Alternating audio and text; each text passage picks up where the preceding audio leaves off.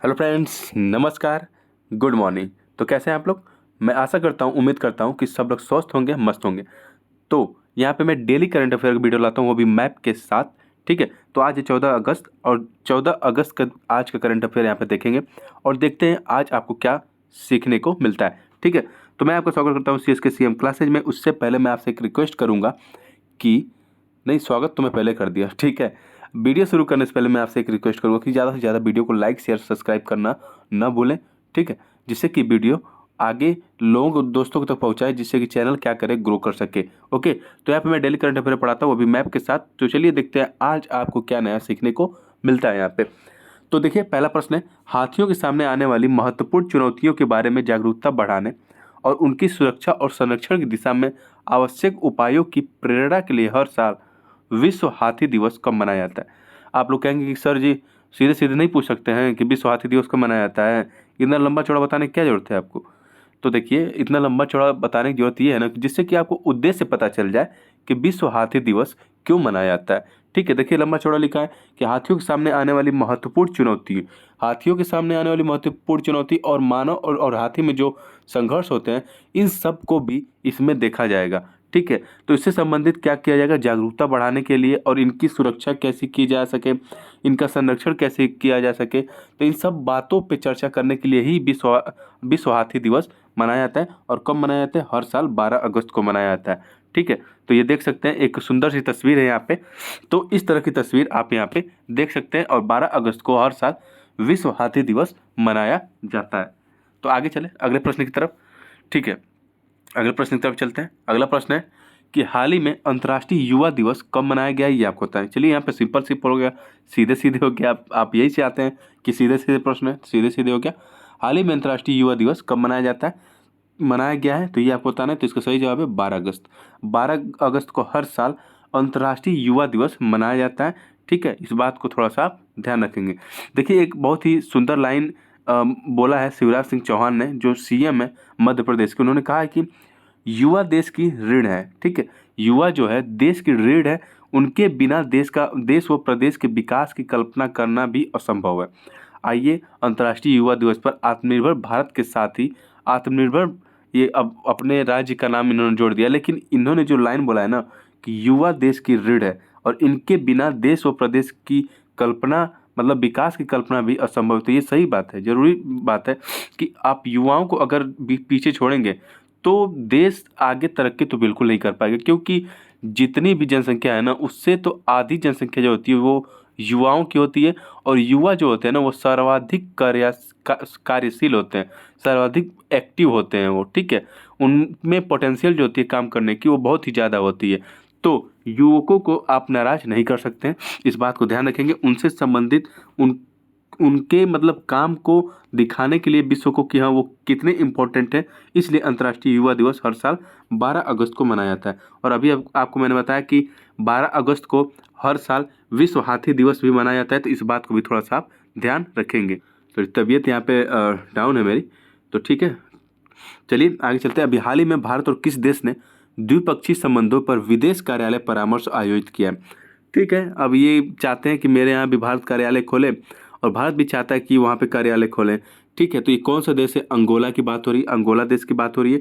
अब वहाँ पे इन दोनों देशों के बीच द्विपक्षीय यानी बायलेटरल यहाँ पे बात हुई है, द्विपक्षीय बात हुई है। और ये दोनों सहमत हो गए हैं कि यहाँ पे अंगोला में क्या किया जाएगा, एक कार्यालय खोला जाएगा, जहाँ से बात व्यवहार चलता रहेगा कि भैया तुम कैसे हो, हम ठीक हैं, आप बताइए आप कैसे हैं, हम ठीक हैं, हमारे यहाँ ये दिक्कत है, आइए, ठीक है। ऐसे ये लोग बात करेंगे जैसे नॉर्मली सब लोग बात करते हैं। ठीक है, तो देखिए, ये देश अंगोला जो है ना, ये यहाँ पे पड़ेगा, आपको अफ्रीका कॉन्टिनेंट में पड़ेगा। ठीक है, और इस एरिया में पड़ेगा। मैं आपको प्रॉपर मैप दिखा दे रहा हूँ। अपना सुंदर भारत यहाँ पे है। ठीक है, और ये साउथ में जाएंगे तो ये हिंद महासागर है, और इसके वेस्ट की तरफ जाएंगे तो ये अफ्रीका कॉन्टिनेंट दिखाई दे रहा है, और यहाँ पे दिखाई देगा आपको अंगोला। ठीक है, ये जूम करके देख लीजिए, ये दिखेगा अंगोला आपको, और जिसकी राजधानी है लुआंडा, जिसकी राजधानी है लुआंडा। इस बात को आप थोड़ा सा ध्यान रखेंगे। ठीक है, तो यहाँ पे प्रश्न था कि अभी हाल ही में भारत और किस देश ने द्विपक्षीय संबंधों पर विदेश कार्यालय परामर्श आयोजित किया है? तो इसका सही जवाब है अंगोला, जिसकी राजधानी है लुआंडा। ठीक है, आगे चलें अगले प्रश्न की तरफ। तो हाल ही में आई रिपोर्ट के अनुसार किस राज्य में सर्वाधिक कैंसर के मामले सामने आए हैं? तो सबसे ज़्यादा कैंसर के मामले सामने आए हैं उत्तर प्रदेश में। ओके, उत्तर प्रदेश में सबसे ज़्यादा कैंसर के मामले सामने आए हैं। कैंसर क्या चीज़ भला है, कैंसर कैसे होता है और इसका मतलब क्या मतलब दुष्प्रभाव है? देखिए, कैंसर जो है ना, इसमें जो होता है, जो ये सेल होती है, इसमें अनियंत्रित वृद्धि होने लगती है। इस सेल में अनियंत्रित अनकंट्रोल्ड यहाँ पे ग्रोथ होने लगेगी इस सेल में, ठीक है। ये आगे चल के एक ट्यूमर का आकार ले लेता है। मतलब एक सेल है काम की। अब क्या मान लीजिए, सिंपल सा है, मैं यहाँ पे आप समझाने की कोशिश कर रहा हूँ आपको। देखिए, एक मिनट, हाँ, ये देखिए, मान लीजिए आपका ये हुई ह्यूमन बॉडी है, ठीक है। ये एक ह्यूमन बॉडी है। यहाँ पे अगर हाथ में अगर आपको कैंसर होता है, ठीक है, हाथ में अगर कैंसर हो रहा है, तो हाथ की जो सेल है ना, यहाँ पे जो कोशिकाएं हैं वो अनियंत्रित तरीके से बढ़ने लगेंगी और हाथ का आकार आपका ऐसा हो जाएगा फूल के, ठीक है, यहाँ पे फूल के ऐसा हो जाएगा। तो जो तत्व हैं, जो पोषक तत्व हैं, मतलब जो हाथ को मिलने चाहिए, सॉरी, जो पूरे बॉडी को मिलने चाहिए, वो पोषक तत्व सिर्फ इसी सेल के पास चले जाते हैं कि इसकी भरपाई करनी है, इसको खाना खिलाना है, ठीक है। तो पूरे शरीर में आपके पोषक तत्वों की कमी होने लगती है, जिसके कारण और सारे अनेक रोग होने लगते हैं यहाँ पे, ठीक है। और ये वाला हिस्सा तो आपका डैमेज हो ही रहा है, वो अलग चीज़ है। तो इस तरह से जो कैंसर है ना, वो पूरे बॉडी में आप एक जगह तो होता है, लेकिन वो पूरे बॉडी के लिए नुकसानदायक होता है। इसीलिए कैंसर बहुत ही डेंजरस होता है। इसका इलाज अभी तो फिलहाल संभव है, लेकिन बहुत ही महंगा इलाज है। जो गरीबों के लिए अफोर्डेबल नहीं है, वो उसको पा नहीं सकते हैं, ठीक है। अगर आपको कैंसर होता है, आप गरीब है, तो आपको मरना ही मरना तय है, ठीक है। आपको बचाया नहीं जा सकता है, सिंपल बात है, ठीक है। तो कैंसर से कैंसर सबसे ज़्यादा कैंसर के मरीज कहाँ पाए जाए, सबसे ज़्यादा कैंसर के मामले कहाँ पाए गए हैं? तो उत्तर प्रदेश इसका सही जवाब है, ठीक है। आगे चलें अगले प्रश्न की तरफ। तो अगले प्रश्न पर जाने से पहले मैं आपको बता दूं कि 2022 में कैंसर के मामले जो था ना, उत्तर प्रदेश में 20,000 कह सकते हैं, एक मिनट रुक जाइए, 2022 में 2,01,000 था मामला, और 2023 में जब रिपोर्ट आई है तो 2,10,000 मामले सामने आए हैं, यानी कि फिर से वृद्धि हुई है उत्तर प्रदेश में कैंसर के मामले में, ठीक है। तो ये अपना सुंदर भारत है, और यहाँ पे देख लीजिए उत्तर प्रदेश का मैप है, जिसकी राजधानी है लखनऊ, ठीक है। और यहाँ के जो सीएम है योगी आदित्यनाथ जी हैं। आगे चलें। अब हाल ही में किस राज्य सरकार द्वारा मुख्यमंत्री सौर मिशन शुरू किया गया? मुख्यमंत्री सौर मिशन। अब ये सौर यानी कि सौर ऊर्जा का इस्तेमाल ये लोग करेंगे। क्यों करेंगे? क्योंकि इनके यहाँ बिजली की बहुत ही कमी है। इंफ्रास्ट्रक्चर बिजली का यहाँ पे डेवलप नहीं है, गाँव तक बिजली की पहुँच नहीं है, शहर में भी बिजली कटती रहती है अचानक। मतलब कहने मतलब ये है कि बिजली वहाँ पे समय समय से कट जाती, समय समय से आती नहीं, समय समय से कट जाती वहाँ बिजली, ठीक है। तो मुख्यमंत्री साहब सोचे कि क्यों ना हम सौर मिशन प्रोजेक्ट यहाँ पे शुरू करें, और उसके तहत हम पूरे गांव में बिजली प्रोवाइड करें, पूरे प्रदेश में बिजली प्रोवाइड करें। तो इसलिए इन्होंने ऐसा किया। और ये किस राज्य की बात हो रही है? तो ये मेघालय राज्य की बात हो रही है, ठीक है। मेघालय राज्य की बात हो रही है। मेघालय का लक्ष्य है सौर मिशन के माध्यम से 300 मेगावाट बिजली उत्पादन करना है, ठीक है। ये लोग क्या करेंगे? बिजली उत्पादन करके इंफ्रास्ट्रक्चर डेवलप करेंगे, जिससे कि बिजली को स्टोर करेंगे, क्योंकि ये सौर ऊर्जा वाली बिजली है, ठीक है। तो इसको ऊर्जा को स्टोर भी करना पड़ेगा, और जो एलईडी बल्ब है उनके दाम में कम कटौती भी करना है, ठीक है। उनका जो एनर्जी एफिशिएंस है उसको बढ़ाना है। ये नहीं कि एक एलईडी बल्ब है तो उसको 10 वाट एनर्जी दे रहे हैं तभी वो चल रहा है, नहीं, उसकी एनर्जी एफिशिएंस को बढ़ाना है, यानी कि उसको 5 वाट अगर दिया जाए तब भी वो जलने लगे, ठीक है। तो इस तरह से यहाँ पे मेघालय सरकार कदम उठा रही है। और पूछे आपसे कि बिहार में किस राज्य सरकार द्वारा मुख्यमंत्री सौर मिशन शुरू किया गया, तो इसका सही जवाब है मेघालय गवर्नमेंट द्वारा, ठीक है। तो मेघालय की अगर बात करें तो देखिए, ये अपना सुंदर भारत है, और ये है नॉर्थ ईस्ट स्टेट, ठीक है। ये भारत के जो नॉर्थ ईस्ट राज्य हैं उनकी बात हो रही है। तो यहाँ पे आपको दिखेगा मेघालय। मेघालय यहाँ दिखेगा जो असम और बांग्लादेश के बीच में पड़ता है मेघालय, जिसकी राजधानी है शिलोंग, ठीक है। और जो मणिपुर चर्चा में था, तो ये मणिपुर यहाँ पड़ेगा, जो नागालैंड और मिजोरम के बीच स्थित है। इसकी बाउंड्री जो है ना, मणिपुर की नागालैंड से, मिजोरम से और असम से लगती है, और इधर आपको म्यांमार से लगती हुई नजर आएगी। इधर मेघालय की अगर बात करें तो ये पहले असम का पार्ट हुआ करता था, और इसकी राजधानी है शिलोंग। इसमें 12 जिले आपको देखने को मिलेंगे, और यहाँ के जो राज्यपाल हैं वो है फागू चौहान, और जो सीएम है यहाँ पे वो है कोनराड संगमा, ठीक है। और यहाँ पे राज्यसभा सीट 1 है और लोकसभा सीट यहाँ पे 2 आपको देखने को मिलेगी। आगे चलें तो अभी हाल ही में किस राज्य सरकार ने क्लासरूम में मोबाइल फ़ोन के इस्तेमाल पर बैन लगा दिया? तो इसका सही जवाब है दिल्ली। दिल्ली सरकार ने ऐसा कदम उठाया कि स्कूल में जो स्टूडेंट हैं वो मोबाइल यूज नहीं करेंगे, खासकर क्लासरूम में भी नहीं यूज करेंगे, प्लेग्राउंड में खेलने जा रहे हैं तब भी नहीं यूज करेंगे, अगर वो बैठ के नाश्ता कर रहे हैं या फिर लंच कर रहे हैं तब भी नहीं वो यूज करेंगे, अगर कोई भी क्लास खाली जा रही है, मतलब मान लीजिए कोई टीचर नहीं आया है तो बैठे तब भी वो मोबाइल नहीं यूज करेंगे। इस तरह का बैन लगा दिया गया है दिल्ली गवर्नमेंट द्वारा स्कूलों में।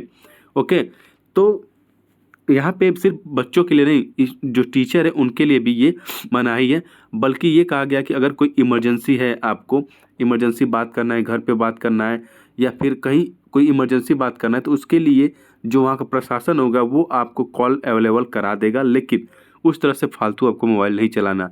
और ऐसा सरकार क्यों कर रही, इसका भी कारण है, क्योंकि आप देख रहे हैं ना, मोबाइल यूज कर जब से मोबाइल लोग बहुत ही ज़्यादा यूज करने लगे हैं, उनमें क्या हो रहा है, सोशल डिस्टेंसिंग बढ़ती चली जा रही है। लोग आसपास ही खड़े रहेंगे, आसपास ही बैठे रहेंगे, लेकिन दोनों लोग आपस में, या 3 लोग बैठे हैं तब भी 4 लोग बैठे हैं तो आपस में बात नहीं करेंगे, बल्कि मोबाइल बैठ के चलाए रहेंगे। इन्फॉर्मेशन की दुनिया में वो जिंदा रहना ज़्यादा पसंद कर रहे हैं और रात रात भर लोग मोबाइल चला रहे हैं। ठीक है, तो ये कोई ख़राब चीज़ नहीं है, लेकिन इसके जो है ना गलत प्रभाव पड़ रहे हैं। जैसे मान लें रात भर मोबाइल चलाने से आँखों पे प्रभाव पड़ रहा है, जिससे कि आँखों की जो परेशानी है वो ज़्यादा देखने को मिल रही है। ठीक है, तो इस तरह से सोशल डिस्टेंसिंग, मतलब लोग आपस में बात नहीं कर रहे हैं, लोगों में चिड़चिड़ापन ज़्यादा आ रहा है, लोगों की नींद खराब हो रही है।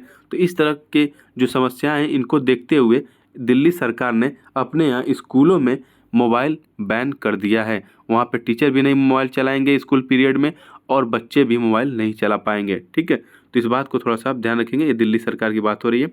आगे चलें अगले प्रश्न की तरफ। तो स्विट्जरलैंड की फर्म IQ एयर के आंकड़ों के मुताबिक किस देश की राजधानी दुनिया के सबसे प्रदूषित शहरों की सूची में शीर्ष पर आ गई, ये बताया है। तो इसका सही जवाब है इंडोनेशिया। इंडोनेशिया की जो राजधानी है जकार्ता। ठीक है, जकार्ता जो है इसको सबसे प्रदूषित राजधानी के रूप में घोषित किया है। एक स्विट्जरलैंड की जो फर्म कंपनी है उसने ऐसा किया है। तो पूछे कि अभी फ़िलहाल विश्व की सबसे ज़्यादा प्रदूषित राजधानी कौन है, तो जकार्ता है। इस बात को थोड़ा सा ध्यान आप रखेंगे। ठीक है, जब इंडोनेशिया की यहाँ पे मैं लोकेशन दिखा दे रहा हूँ, ये अपना सुंदर भारत है। इधर आप आएंगे तो यहाँ दिखेगा आपको इंडोनेशिया, जूम कर लीजिए, ये रहा इंडोनेशिया का पार्ट जिसकी राजधानी है जकार्ता। और बताया जा रहा है कि जकार्ता 2050 तक इसका बहुत सारा हिस्सा डूब जाएगा, जिससे कि जकार्ता से राजधानी को ट्रांसफ़र करके बोर्नियो आइलैंड पे ले जाया जाएगा। ठीक है, तो इस बात को भी थोड़ा सा आप ध्यान रखेंगे। आगे चलें तो आइए कुछ रिविजन कर लेते हैं। हाल ही में किस देश ने अमेरिका के साथ सुरक्षा समझौते को मंजूरी दी है, तो इसका सही जवाब है पाकिस्तान ने सुरक्षा समझौते को अभी हाल ही में मंजूरी दी है। हाल ही में आयोजित एशिया कबड्डी चैंपियनशिप 2023 को किस देश ने जीता है, तो इसका सही जवाब है भारत ने जीता है एशिया कबड्डी चैंपियनशिप 2023। हाल ही में किस देश द्वारा आयोजित यूक्रेन शांति वार्ता में भारत भाग लेगा, तो इसका सही जवाब है सऊदी अरब द्वारा ये शांति वार्ता कराया जा रहा है, जहाँ पे इंडिया भी हिस्सा लेने वाला है। द्विवार्षिक एशियाई एथलेटिक्स चैंपियनशिप का आयोजन इस बार थाईलैंड में किया जा रहा है। इस बार इसका शुभंकर किस भारतीय देवी देवता के नाम पर रखा गया, तो इस बार इसका शुभंकर हनुमान जी, यानी कि जो लॉर्ड हनुमान है उनके नाम पे रखा गया है। हाल ही में जारी आंकड़ों के अनुसार 2022 में रेबीज के कारण सर्वाधिक मौत किस केंद्र शासित प्रदेश या राज्य में हुई, तो इसका सही जवाब है दिल्ली में इससे सर्वाधिक मौतें हुई हैं। ठीक है, किस देश की संसद ने एक बिल पेश करके अपने देश की सुप्रीम कोर्ट की पावर को क्या कर दिया है, कम कर दिया, तो इसका सही जवाब है इजराइल की नेसेट। इजराइल की संसद को नेसेट कहते हैं, तो उसने ही ऐसा किया है। भारतीय महिला कंपाउंड धनुर्धारी टीम ने जर्मनी के बर्लिन में आयोजित वर्ल्ड आर्चरी चैंपियनशिप में किस देश को हराकर गोल्ड मेडल जीतकर इतिहास में अपना नाम रिकॉर्ड किया है, तो इसका सही जवाब है मैक्सिको को हराकर उन्होंने ऐसा कीर्तिमान हासिल किया है। ठीक है, आगे चलें तो किस राज्य में मानव और हाथियों के बीच संघर्ष रोकने के लिए गजा कोथा अभियान शुरू किया गया, तो इसका सही जवाब है असम में ये गजा कोथा अभियान शुरू किया गया है। हाल ही में किस राज्य सरकार ने शुभ यात्रा नामक एक अभूतपूर्व योजना शुरू की है, तो इसका सही जवाब है केरला। केरला गवर्नमेंट ने शुभ यात्रा नामक एक अभूतपूर्व योजना शुरू की है। कृष्णा द सेवंथ सेंस के लेखक कौन है, तो इसका सही जवाब है Devashish Chatterjee Krishna the seventh sense के लेखक हैं। किस देश की संसद, ये तो मैं आपको बता चुका हूँ। आगे चले तो कि स्किल इंडिया परियोजना में सफलतापूर्वक विलुप्त हो रही नर्मदा कला को पुनर्जीवित किया है। इस कला का संबंध किस राज्य से है? तो इसका सही जवाब है इस कला का संबंध जम्मू कश्मीर राज्य से है। ठीक है, तो फिलहाल आज के करंट में इतना ही। वीडियो आपको कैसी लगी कमेंट बॉक्स में लिख के ज़रूर बताएं। अगर आपको कुछ और इसमें सजेशन देना है कि हाँ सर ऐसे पढ़ाइए वैसे पढ़ाइए, तो वो भी मैं करूँगा, लेकिन थोड़ा सा टाइम दीजिए मुझे।